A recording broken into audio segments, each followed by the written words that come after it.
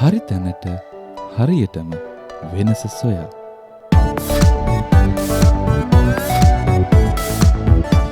වෙනස සොයා වැඩසටහනට ඔබ සැම සාදරයෙන් පිළිගන්නවා.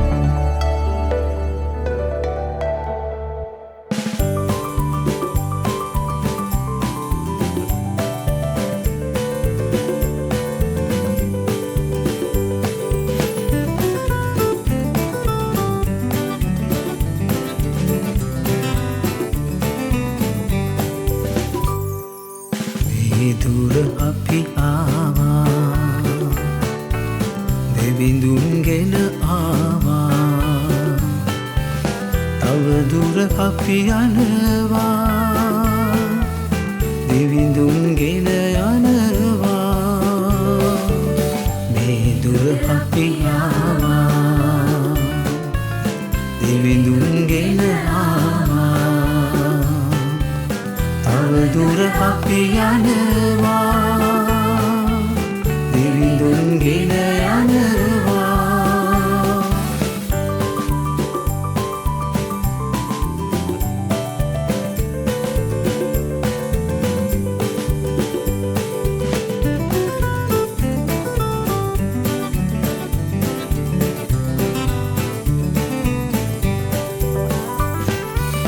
දෙවිඳුන් කළ මහා පුදුම දේ අපට තිබේ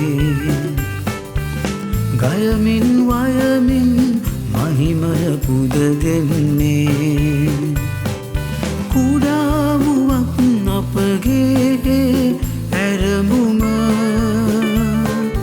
විශාල කළ දෙවිඳුන් හට පැසසුම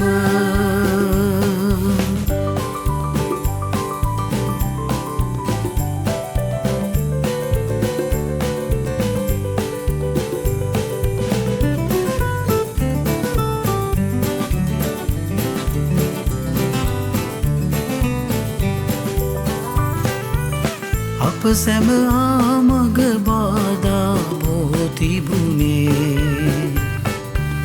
ජයගන්නට දෙවිඳුන් මග පෙන්වූයේ කුඩා වුවත් අපගේ ඇරඹුම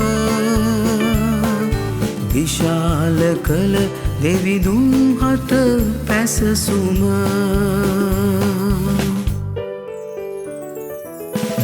දුර අපි ආවා දෙවිඳුන්ගෙන කවුද වගකිව යුත්තේ? ඇත්තටම ඒ වචනේ වාක්‍ය අපව සිතන්නට යොමු කරනවා. මොන දේ සම්බන්ධවද අප වග කියන්න ඕනේ කියලා. අපි වගකීම් බාර ගන්නට කැමති, අපි තත්ත්වතානාන්තරවලට කැමති. නමුත් වගකීම බාර ගන්නට යනකොට අපි ටිකක් පැකිලෙනවා. ඒ සඳහා අපිට ලොකු ගණන්දීමක් තිබෙන නිසා. අපි අවධානය යොමු කරමු මේ ලෝකයේ වෙතට. මේ ලෝකේ අද අපි මොනවද දකින්නේ? මේ ලෝකේ සිදුවෙන දේවල් වලට කවුද වගකිව යුත්තේ? උදාහරණයක් හැටියට ඔබගේ නිවස දෙස බලන්න. ඔබගේම ජීවිතය දෙස බලන්න. ගම රට දිහා බලන්න. එතකොට පුද්ගලිකව ඔබේ ජීවිතය, ඔබේ පවුල පිළිබඳව වගකිව යුතු උදවිය සිටිනවා. ඔබේම නිවසේ අය සිටිනවා. රටක් ගත්තහම වගකිව යුතු නායකත්වයන් තිබෙනවා. ගමක් ගත්තත් ආයතනයක් ගත්තත් අපිට ඒ ආකාරයෙන් හිතන්න පුළුවන්. සමස්තයක් හැටියට මුළු ලෝකයම ගත්තම කවුද මේ ලෝකයට වග කියන්න ඕනේ? ස්වභාව ධර්ම වෙතට අවධානය යොමු කරන්න. මේ ලෝකයේ සිදුවෙන දේවල් දෙසට අපි අවධානය යොමු කරනකොට කවුද මේ යහපත් අයහපත් හැම දෙයකටම වග කියන්න ඕනේ? කාටද ප්‍රශංසාව හිමි වෙන්න ඕනේ? මේ ලෝකයේ සිදුවෙන සීළු අකටයුතු දේවල් පිළිබඳව අප චෝදනා කරන්නේ කාටද? මොහොතක් සිතන්න. අද ලෝකයේ දෙස බලන විට අපට දකින්නට තිබෙන්නේ මොනවාද? අසන්නට ලැබෙන්නේ මොනවාද? ගිය වසර අපි අවසන් කළේ වේදනාවෙන්. අපි දන්නවා දිට්වා සුලිකුණාටුව මුළු රටම ඇත්තටම විශාල කැළඹීමකට පත් කළා. අපට ජීවිත ගණනාවක් අහිමි වුණා. ඒත් එක්කම අපි දන්නවා අපට දේපල බොහෝසෙයින් අහිමි වුණා. රටක් හැටියට විශාල අලාභහානි වලට අපට මුහුණ දෙන්න සිදු වුණා. ඉතින් මේ කිසිම දෙයක් අපි බලාපොරොත්තු වුණ දේවල් නෙවෙයි. නමුත් අපිට මේවා අහන්න ලැබෙනවා. අපිට දකින්න ලැබෙනවා. මේ වේදනාකාරී පුවත් වෙත අපේ අවධානය යොමු කරන්න සිද්ධ වෙනවා. කවුද මේ දේවල් වලට වගකිව යුත්තේ? මොහොතක් සිතන්න රියානතුරු පිළිබඳව. දිගින් දිගටම සිදුවෙන රියානතුරු පිළිබඳව. දැන් මං කිසිවෙකුට චෝදනා කරනව නෙමෙයි. ඇත්තට මං ගොඩක් ආඩම්බරයි රථවාහන පොලිසිය පිළිබඳව. හේතුව පැහැදිලිව අපට උපකාර කරනවා මාර්ගයේ වාහන නිවැරදිව හසුරවන්න. එපමණ දක්ෂ රථවාහන පොලිස් නිලධාරීන් අපට හිටියත් අපි දකින්න රියානතුරු. ඒ කවුරුත් බලාපොරොත්තු නොවන ආකාර රියානතුරු අපිට අහන්න ලැබෙනවා එවැනි සිදුවීම්. ඒත් එක්කම අපි දකින්න දියගිලීම්. ඒත් එක්කම විවිධ රෝගී තත්ත්වයන්, යුද්ධ ප්‍රවෘත්ති. ඒත් එක්කම දරුණු ආකාරයේ යුද ගැටුම් සහ එකිනෙකා අතර බහිම්බස්වීම් අවසන් වෙන ආකාරය. මට දිගින් දිගටම මේවා සඳහන් කරමින් යන්න පුළුවන් දයාබර සහෝදරයා සහෝදරිය. දැන් මෙවැනි ආකාර අපි කිසිවෙක් බලාපොරොත්තු නොවන දේවල් අපට සිදුවෙනකොට අප කාටද චෝදනා කරන්නේ? මොහොතක් හිතන්න. ඔබගේ ජීවිතයේ යම්කිසි දෙයකට ඔබ වගකිය යුතුයි කියලා ඔබට හැඟෙනකොට ඔබේ වගකීම බාර ගන්නවා. යම් ආයතනයක් වරදක් කළොත් අපි ඒ ආයතනයට චෝදනා කරන ඔබ මේ වගකීම ගන්න ඕනේ කියලා. නැත්නම් යම්කිසි නායකත්වයන් යම් පළාත් වෙන්න පුළුවන්, යම්කිසි ස්ථාන වෙන්න පුළුවන්. අපි දේශීය වශයෙන් ගත්තත් යම්කිසි අය වග කියන්න ඕනේ කියලා අපි ඒ අයට මේ වගකීම් යොමු කරනවා. මම මේ දේශනේ ආරම්භයේදී ඔබට ප්‍රකාශ කළාසේ සමස්තයක් හැටියට මුළු ලෝකයේ වෙතටම අපි අවධානය යොමු කරනකොට ස්වභාවික විපත් වෙන්න පුළුවන් සහ වෙනත් ආකාරික දේවල් වෙතට අවධානය යොමු කරනකොට මිනිස්සු කාටද චෝදනා කරන්නේ? පැහැදිලිවම දේවගතිවරයෙක් හැටියට මම දන්නවා ඒක. මගේ කන්වලට ඒක ඇසිලා තිබෙන මිනිස්සු මගෙන් අහලා තිබෙනවා. මගේ හදවත වේදනාවට පත් වෙලා තිබෙනවා. මිනිස්සු චෝදනා කරන්නේ දෙවි සමිදානන් වහන්සේට. මේ ලෝකයේත් එහි ඇති සියල්ලත් මවා පාලනය කරන දෙවි සමිදානන් වහන්සේට. ඇයි ඒ අය දෙවි සමිදානන් වහන්සේට චෝදනා කරන්නේ? ඒකට ප්‍රධාන එක හේතුවක් තිබෙනවා මේ ලෝකයේ දෙවියන් වහන්සේගේ. උදාහරණයක් ඇටියට ඔබගේ වාහනය අකරතැබ්බකට පත් වුණොත් එහෙම නැත්නම් ඔබ ඒක නිවැරදිව කළමනාකරණය නොකිරීම නිසා ඒක කැඩුනොත් ඔබ ඒ සම්බන්ධව ඒකට වග කියන්න ඕනේ. නිසි වෙලාවන් වලට ඒ කටයුතු ඔබ කරන්න ඕනේ වාහනයක් අපි භාවිතා කරනකොට. සහ අපේ ජීවිතය අනිකුත් හැම දෙයක්ම එහෙමයි. නමුත් ඔබගේ පාලනයෙන් එහා යම් කිසි දෙයක් ඔබේ වාහනයට වේවා, ඔබේ ජීවිතයට වේවා, ඔබේ පවුලට වේවා, ඔබේ ආර්ථිකයට වේවා, ඔබේ පාලනයෙන් එහා නමුත් ඒක ඔබට බලපෑවොත් ඔබ ගොඩක් වෙලාවට ඔබ චෝදනා කරන්නේ දෙවියන් වහන්සේට. දැන් මෙතනදී තාම වැදගත් කාරණේ තමයි මුළු ලෝකයාම එතනින් කියා සිටිනවා මේ ලෝකේ දෙවි කෙනෙක් සිටිනවා. අපට එහායින් අපට කරන්න බැරි දේ කරන්න දෙවි කෙනෙක් සිටිනවා. ලෝකේ අයිතිය නොදැනුවත්වම මිනිසුන් දෙවියන් වහන්සේට බාර දීලා තිබෙනවා. මිනිසු දෙවියන් වහන්සේට බාර දුන්නත් නැතත් දෙවියන් වහන්සේට ඒක අයිතියි. දයාබර සහෝදරයා සහෝදරිය. නමුත් දෙවියන් වහන්සේට මේ කාරණය සම්බන්ධව චෝදනා කිරීම සාධාරණයිද කියන කාරණය වෙතට අපේ අවධානය යොමු කරන්නට යනවා. දැන් අපි විවෘත මනසකින් මේ දෙස බලමු. මම දෙවියන්ව විශ්වාස කරන කෙනෙක්. දෙවියන්ව විශ්වාස කරන අය මේ රාත්‍රියේ මේ ගුවන්විදුලි වැඩසටහනට සමන් දෙනවා වෙන්න පුළුවන්. දෙවි කෙනෙක් ඉන්නවද නැද්ද කියන සැකය තුල සිටින කෙනෙක් මේ වැඩසටහනට සමන් දෙනවා වෙන්න පුළුවන්. දෙවි කෙනෙක් නැහැයි කියලා තරේම ප්‍රකාශ කරන අය මේ වැඩසටහනට සමන් දෙනවා වෙන්න පුළුවන්. ඒත් එක්කම තමන් දෙවියන්ව විශ්වාස කළ නමුත් තමන්ගේ ජීවිතයේ තමන්ට සිදුවෙච්ච අසාධාරණයන් හෝ වේදනාකාරී කුමක් හෝ කඳුළු සහගත දෙයක් නිසා දෙවි කෙනෙක් සිටිනවා නම් ඇයි මට මෙහෙම උනේ කියලා දෙවියන් ගැන යම් ආකාරික සැකසහිතව තරහෙන් සිටින කෙනෙක් මේ වැඩසටහනට සමන් දෙනවා වෙන්නත් පුළුවන්. ඒ නිසා මම එකහෙලාම දෙවියන් වහන්සේව උන්වහන්සේ මේකට වගකිය යුතු නැහැයි කියලා මම ප්‍රකාශ කරන්නට යනවා නෙමෙයි. ඒකයි මම ඔබට කිව්වේ අපි විවෘත මනසකින් මේ දේශ තර්කානුකූලව මේ මිනිත්තු කීපය තුළ අපේ අවධානය යොමු කරමු. අවසානයේදී ඔබට තේරුම් ගන්න පුළුවන් වේවි මොකද්ද මේ ලෝකෙට සිද්ධ වෙලා තිබෙන්නේ කියන එක. මොහොතකට කලින් මට මේ දේ පවසන්න ඉඩ දෙන්න.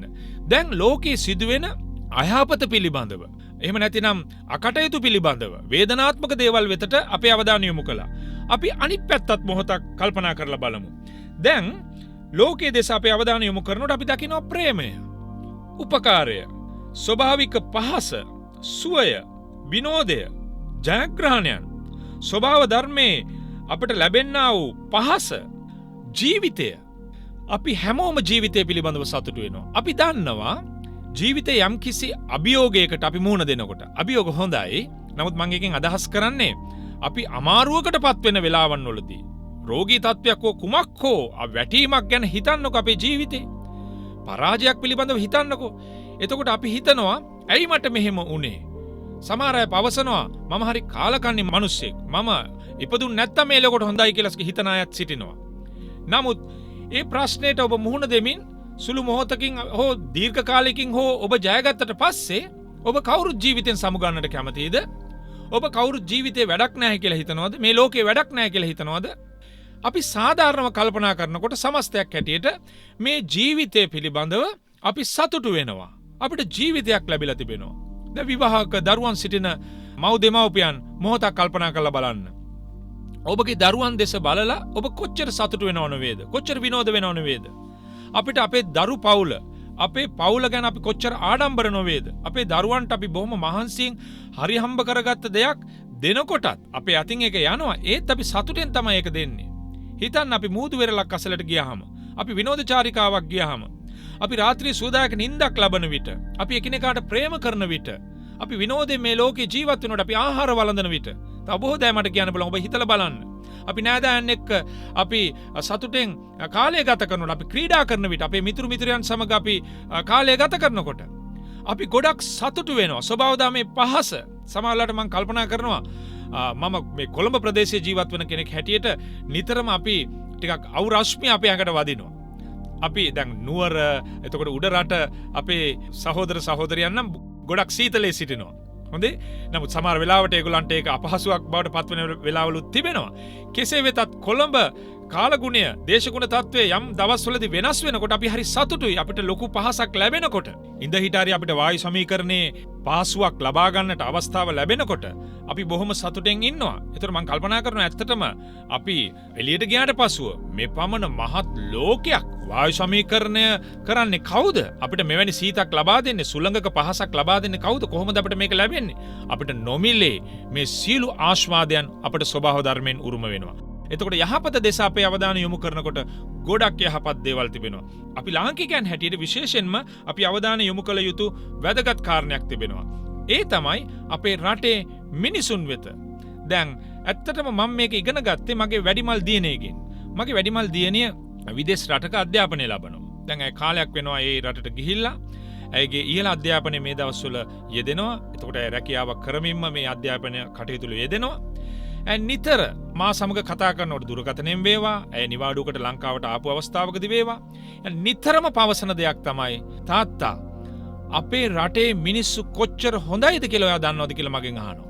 එයා පිටරටක හිටියත් නිතරම ලංකාවේ ඒ ප්‍රවෘත්ති එයා ලබා ගන්නවා. මේ බසේ පෙරළුණ අවස්ථාව පිළිබඳවත් එයා මාත් එක්ක කතා කරා. අපේ රටේ මිනිස්සු කොච්චර අනිත් අය වෙනුවෙන් ඉක්මනින් අවධානමක් ගැන ඉදිරිපත් වෙනව නොවේද කියලා. දිට්වා සුලිකුණාට වෙදිත් එහෙමයි. මම වැඩිපුර යාඥා කරේ ත්‍රිවිධ හමුදා පොලිසිය පිළිබඳව. මගේ භාර්යාවත් ගොඩක් යාඥා කරා ඒ පිළිබඳව. හේතුව ඒගොල්ලෝ තමන්ගේ ජීවිතය නොතකා වැඩ කරනවා. සමහර අයට සිදු වුණා තමන්ගේ ජීවිතය දෙන්න. අපි තවත් දුක් වෙච්ච කාරණයක් තමයි හෙලිකොප්ටර් යානය ඒ දිට්වා සුලිකුණාටුවේදී අනතුරට ලක්වීම. ඇත්තටම අපි ගොඩක් දෙනෙක් ඒ ගැන කතා කරා.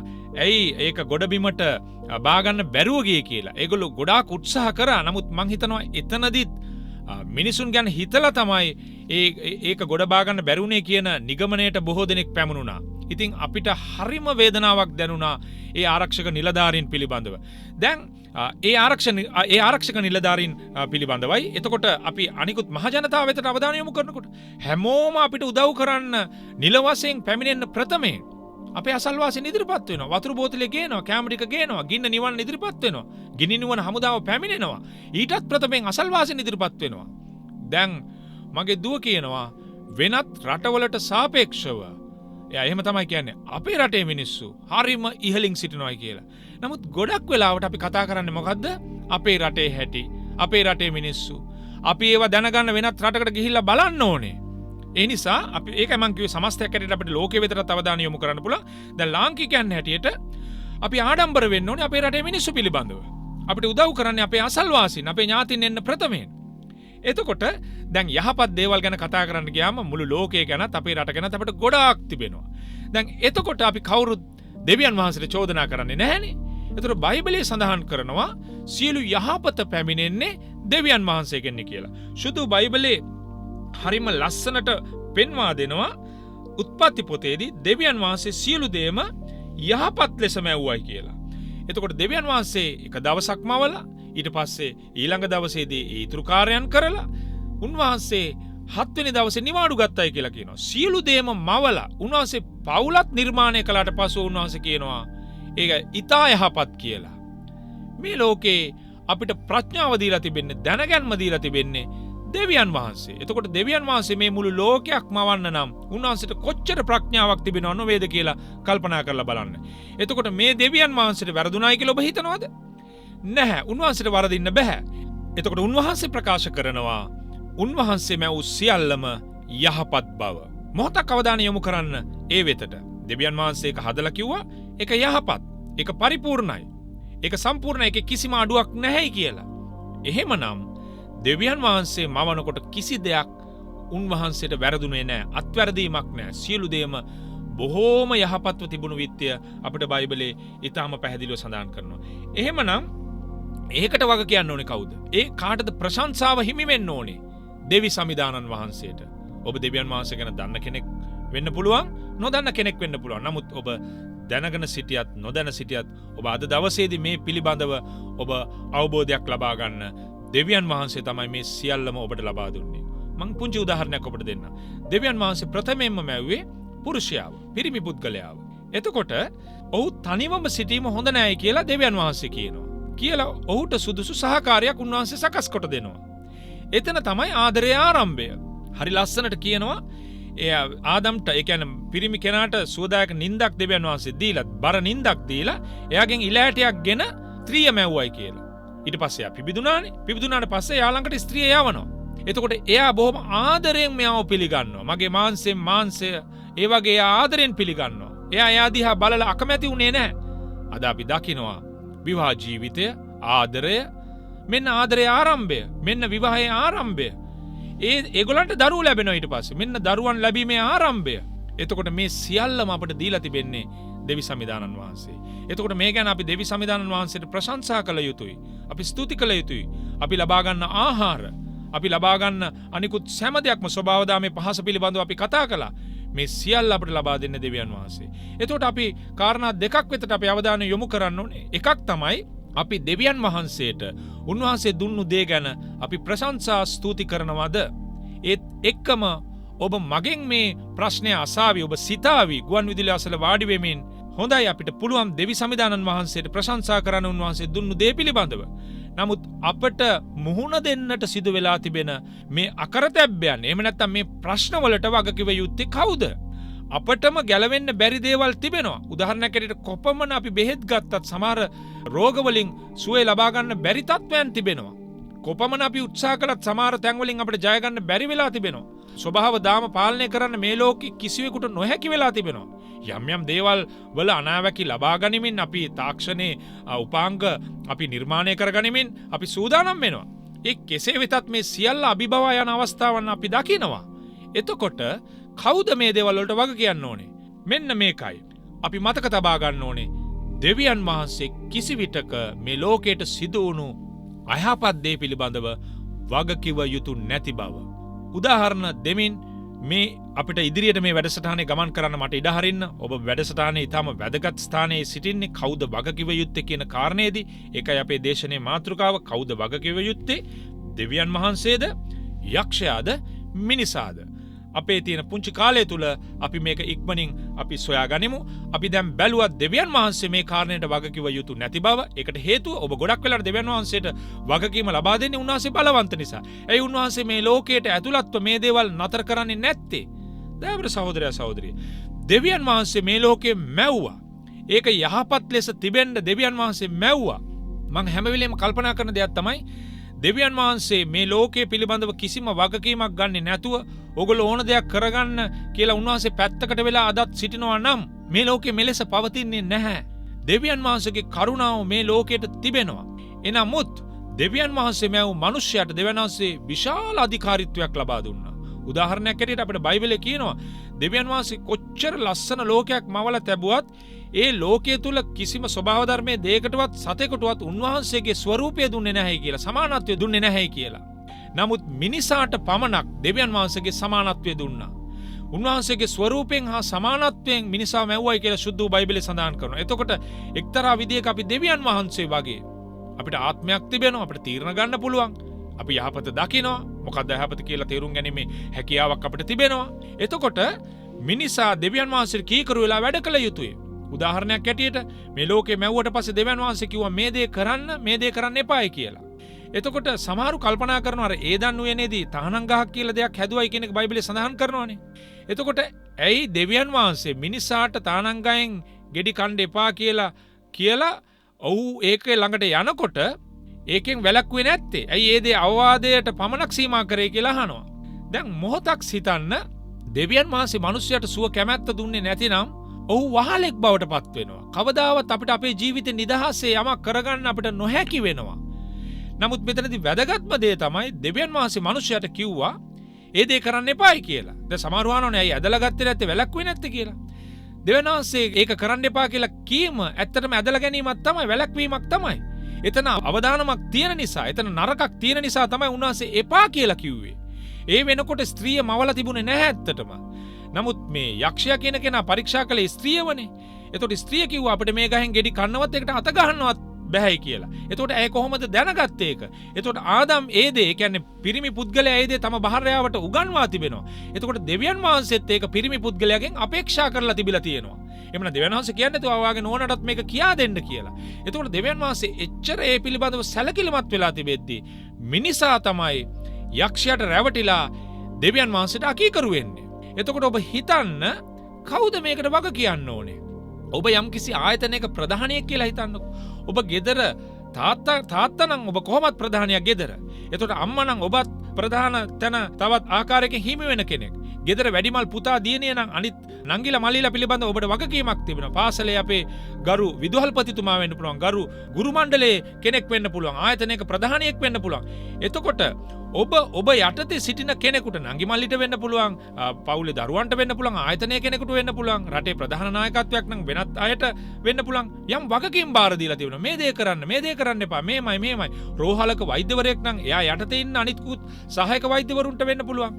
දැන් මේ වගකීම් බාර දීලා මේ දේ කරන්න එපා කියලා දුන්නට පස්සේ ඒ අය ප්‍රධානියට සවන් නොදී එයාට අකීකරු වෙලා තමාට යම් කිසි දෙයක් ලබා ගන්න ඕන නිසා එම දේ කරනු ලැබුවොත්, ඒ කියන්නේ වැරදි දෙයක් කරනු ලැබුවොත් ඒ පිළිබඳව කවුද වග කියන්න ඕනේ? ඒ පිළිබඳව වගකිව යුත්තේ ඒ දේ කරපු අය. හේතුව අර ප්‍රධාන තැනත් අර අය කෙරේ යම් කිසි විශ්වාසයක් ලැබුවා.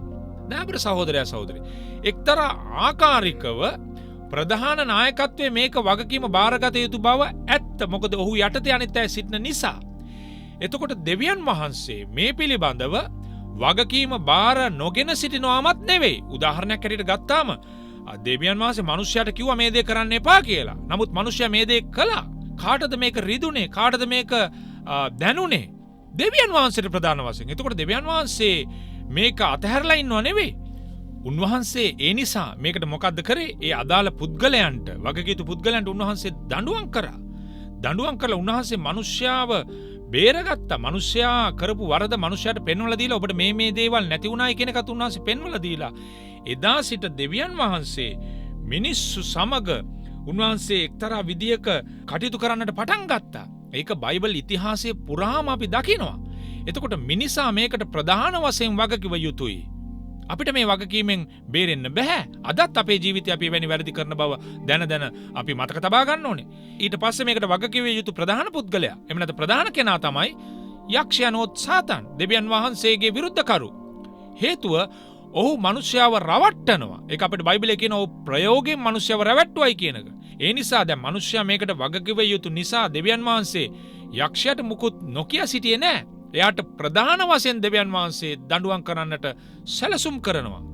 දයාබර සහෝදරයා සහෝදරිය, එතකොට දෙවියන් වහන්සේ මිනිසාට එපා කියපු දේ ඔහු කරලා තිබෙද්දිත්, යක්ෂයා ඊටාම නොහොඹිනා ලෙස මිනිසාව ඒ තත්වයට පත් කරලා තිබෙද්දිත්, ඒ කරන කොටගෙන මේ ලෝකයට සිදු වෙලා තිබෙන දේවල් පිළිබඳව මිනිස්සු හැටියට ඇයි අපි දෙවියන් වහන්සේට චෝදනා කරන්නේ? එතකොට අපි වැරදි නෙවෙයිද? එතනදී අපි වැරදි කියන එක පමණක් නෙවෙයි, අපිට වෙනත් අලාභයන් සිදු වෙනවා. ඒ අලාභය තමයි අපි වැරදි තැනකට චෝදනා කරනවා. අපි හරි කෙනාට, ඒ කියන්නේ වැරද්ද බාරගත යුතු කෙනාට, වගකිව යුතු කෙනාට චෝදනා කරන්න අපි අසමර්ථ වෙලා තිබෙනවා. එතකොට තවත් අපි ඉන්නේ අඳුරේ. එනිසා මේ අවසාන මිනිත්තු කීපය තුළ මං ඔබගේ අවධානය යොමු කරනවා දෙවියන් වහන්සේ මේ ප්‍රශ්නය තුළ මිනිසාට ගොඩ එන්න කොච්චර උදව් කරලා තිබෙනවා නොවේද කියන ඒ මාර්ගය පිළිබඳව මම පෙන්වා දෙන්න කටයුතු කරනවා. උදාහරණයක් හැටියට මිනිසා පව් කරාට පස්සේ දෙවියන් වහන්සේ තව තවත් උත්සාහ කළා මිනිසා සමග සම්බන්ධ වෙන්න. දෙවියන් වහන්සේ නෝවව තෝරගත්තා. දෙවියන් වහන්සේ ආබ්‍රහම්තුමාව තෝරගත්තා. තෝරගෙන මුළු ලෝකයට ආශිර්වාද කරන්න ඊශ්‍රායල් ජාතිය ආරම්භ කරනවා. ආබ්‍රහම්තුමාගෙන් තමයි ඊශ්‍රායල් ජාතිය ආරම්භ වෙන්නේ. හුදෙක් දෙවියන් වහන්සේ ඊශ්‍රායල් ජාතිය තෝරගත්තේ ඔවුන්ට පමණක් ආශිර්වාද කරන්න නෙමෙයි. ඔවුන් කරන කොටගෙන මුළු ලෝකයට ආශිර්වාද කරන්න. එතකොට බයිබලයේ අනාගත වක්තෘවරුන් සිටිනවා. අපිට හේබ්‍රෝ කියන පොතේ සඳහන් කරනවා දෙවියන් වහන්සේ ආදි කාලේ උන්වහන්සේ පියවරුද ඒ වගේම අනාගත වක්තෘවරුන්ද උන්වහන්සේ අවසානයේදී මේ සියල්ලන්ට පසුව උන්වහන්සේගේ පුතා වෙව්වයි කියලා. එතකොට අනාගත වක්තෘවරුන් හරහා උන්වහන්සේ යහපත අයහපත අපිට පෙන්වලා දුන්නා. හරි දේ මොකද්ද කියන එක පෙන්වලා දුන්නා. මිනිසුන්ට ආශිර්වාද කළා. උන්වහන්සේ ස්වභාවිකවත් මිනිසුන්ට ආශිර්වාද කරා. මිනිසු මුහුණ දෙන අභියෝගයන් වලින් ජය ගන්න දෙවියන් වහන්සේ කරුණාව දීලා තිබෙනවා. අවසානයේදී ඔබ දන්නවද කවුද යේසුස් ක්‍රිස්තුස් වහන්සේ කියන්නේ කියලා? ඔබ කියයි අපි දන්නවා. අපිට සමහර අවස්ථාවන්වලදී යේසුස් වහන්සේ කියන්නේ නත්තලේ අපිට සමරන්න, පාටි දාන්න, අපිට උත්සව පවත්වන්න, අපිට මේ ලෝකෙට ඉපදුන කෙනෙක් හැටියට පමණක් අපි සලකනවා. හරිම අලාභයක් ඒක අපිට. හරි අනවබෝධයක් ඒක අපේ. මං අකමැති නෑ උත්සව පවත්වනවට. නමුත් ඔබ දන්නවද නත්තලේ ඇයි යේසුස් වහන්සේ ඉපදුනේ කියලා? මේ දෙවියන් වහන්සේගේ මහත් සැලැස්ම ලෝකෙට ඉදිරිපත් කරන්න. අපි මේ ඉන්නේ චතාරික කාලේ. තව සති කීපයකින් අපි ඇත්තටම මේ පාස්කුව සමරනවා. අපි උන්වහන්සේගේ මහසිකුරාද උන්වහන්සේගේ වේදනාව වෙතට අපේ අවධානය යොමු කරනවා. නත්තල් දවසේ උන්වහන්සේ ඉපදුනේ මේ ලෝකයට උන්වහන්සේ දේශනා කරලා මුළු ලෝකේ පාපය වෙනුවෙන් කුරුසේ ජීවිතේ පූජ කරන්නයි. ඒකයි මහසිකුරාද අපි සිහිපත් කරන්නට එහෙම නැත්නම් අපි දෙවියන් වහන්සේට ඒ ගැන වැඳ නමස්කාර කරන්නට සූදානම් වන්නේ. මොකද්ද මේ මහසිකුරාද පාස්කුරිදා කියලා කියන්නේ එහෙමනම්? ඒ කියන්නේ මුළු ලෝකේ වරද දෙවියන් වහන්සේ තමාගේ පුත්‍රයා පිට තැබීමයි. එහෙමනම් දෙවියන් වහන්සේ මේ ලෝකේ සිදුවෙන කිසිම අකරතැබ්බකට ප්‍රශ්නයකට වගකිව යුතු නැහැ. ඒ සම්බන්ධව වගකීම සම්පූර්ණයෙන්ම බාරගත යුත්තේ මිනිසා සහ සාතන්නේ. මොකද මිනිසා දෙවියන් වහන්සේට අකීකරු වෙලා සාතන්ට කීකරු වෙනවා. නමුත් දෙවියන් වහන්සේ මිනිසාට ප්‍රේම කරන නිසා ජාති ආගම් කුල මල කිසිදු ભેදකින් තොරව මිනිසා වැටුණු වලෙන් නැවත ගොඩගන්න ඕනේ නිසා දෙවියන් වහන්සේ තමන්ගේ එකම පුත්‍රයා මේ ලෝකයට ලබා දෙනවා. ඒ තමයි යේසුස් ක්‍රිස්තුස් වහන්සේ. එතකොට යේසුස් වහන්සේ මැරුණේ කිතුණුවන් වෙනුවෙන් පමණක්ද? අපි එහෙම කල්පනා කරනවා නම් ලොකුම මේ අපේ අනවබෝධය නෑ. මුළු ලෝකයා වෙනුවෙන් යේසුස් වහන්සේ කුරුසේ ජීවිතය පූජා කරලා මලවුන්ගෙන් උත්ථානය වෙනවා. යේසුස් වහන්සේ අද ජීවමානයි. එහෙමනම් යක්ෂයාගේ කොටස මොකද්ද?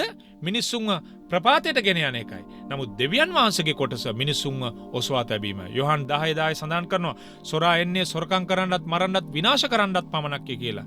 නමුත් මම ආවේ ඔවුන්ට ජීවනය දෙන්නත් ඒක අධික ලෙස දෙන්නත් කියලා. එහෙමනම් දයාබර සහෝදරයා සහෝදරිය ඔබ දැනගන්න මේ ලෝකේ සිදුවෙන හැම යහපතක් පිළිබඳව අපගේ ප්‍රශංසාව අපි දෙවියන් වහන්සේට ලබා දිය යුතුයි. මේ ලෝකේ සිදුවෙන සෑම අයහපත් සහ වේදනාකාරී දේවල් පිළිබඳව වගකිව යුත්තේ යක්ෂයා සහ මිනිසා කියන එක මතක තබා ගන්න. නමුත් අපි ඒකට වගකිව යුතු උනත් අපිට මේකෙන් ගොඩ එන්න බැරි නිසා දෙවියන් වහන්සේ අපිට ප්‍රේම කරමින් උන්වහන්සේගේ පුත්‍රයාව මේ ලෝකෙට දීලා තිබෙනවා. ඒ නිසා අපි ඒ විසඳුම බාර ගන්නවා නම් අපි ඒ ශාරීරික සහ අධ්‍යාත්මික නිදහස අපි ඒක පිළිගන්න අවස්ථාවේ සිටම අපි දිගින් දිගටම අත්දකින්න යනවා. ඔබ ප්‍රමාද වෙන්න එපා. ඔබේ ජීවිතය දෙවියන් වහන්සේගේ විසඳුම වෙතට යොමු කරන්න. ඔබට ජේසු පීඨයි. අද වැඩසටහන ඔබගේ ජීවිතයට ආශිර්වාදයක් වුණායයි අප සිතනවා. ඔබගේ අදහස් යෝජනා අපට ලියන්න. අපගේ ලිපිනය TWR ලංකා තැපැල් පෙට්ටිය අංක 2 පුත්තලම. නැවතත් TWR ලංකා තැපැල් පෙට්ටිය අංක 2 පුත්තලම. දැන් ඔබටත් පුළුවන් අපට කතා කරන්න. අපගේ දුරකථන අංකය 070 33 77 634. නැවතත් 070 33 77 634. එසෙත් නොමැතිනම් ඔබට පුළුවන් අපට මිස් කෝල් එකක් ලබා දෙන්න. අපි සූදානම් ඔබට කතා කරන්න. අපගේ දුරකථන අංකය 071 983 33 44. නැවතත් එම අංකය 0.71 983 33 44. ලබන සතියේත් සුපුරුදු වේලාවට මේ වැඩසටහන තුලින් ඔබ හමු වෙනතුරු අදට අපි ඔබගෙන් සමුගන්නවා.